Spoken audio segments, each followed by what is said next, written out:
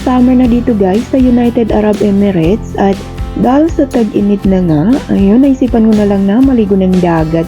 Pero ang pinakamagandang oras na pagpunta dito guys ay nasa 6 p.m. ng hapon para makita natin yung sunset, yung pagbaba ng araw na nakaka-relax pag masdan.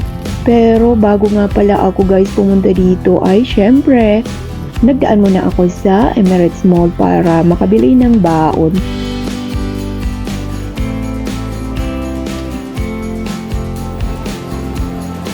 Dito kasi sa Emirates Mall, sa may Carrefour ay may ready meal na sa Carrefour na abot kaya ang halaga. Ayun, yung 50 dirham ko nga pala guys ay ang dami-dami kong nabili.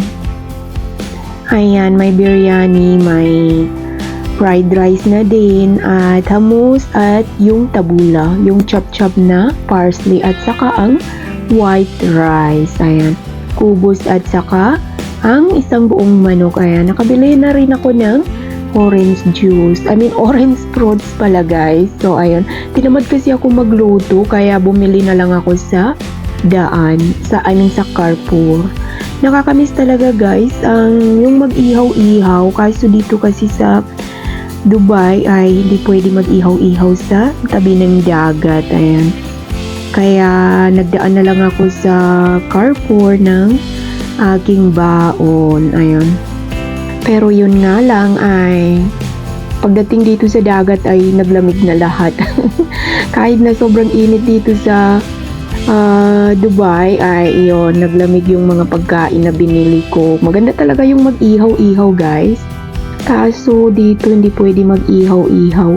Sa Pilipinas kasi pag pumupunta kami ng dagat ay nag-iihaw-ihaw kami, nagaluto-luto ng kung ano-ano sa tabing dagat habang nagkukwentuhan. Parang magandang banding na rin habang nagluluto ay nagkukwentuhan.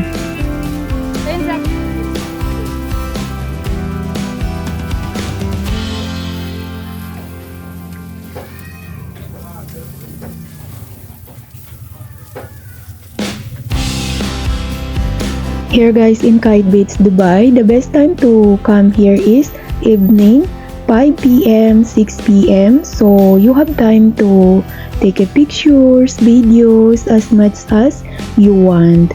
And for me, the best time to swim is 8 p.m. to 9 p.m. kasi hindi na masyado crowded. Ayan. Pag umaga kasi o tanghali, naku, masusunog ang balat natin sa init ng araw.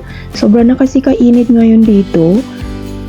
Kasagsagan ng tag-init from May to August. Ayan, pag September na, medyo kulang na yung init ng panahon. Ayan, nagpicture-picture na din pala ako kahit na madilim. So, libre lang dito guys sa Kite Beach. Wala po tayong entrance fee. At saka, ang kagandahan dito sa Kite Beach ay tanaw natin yung napakagandang building na Burj Al Arab. Ayan, napakaganda talaga.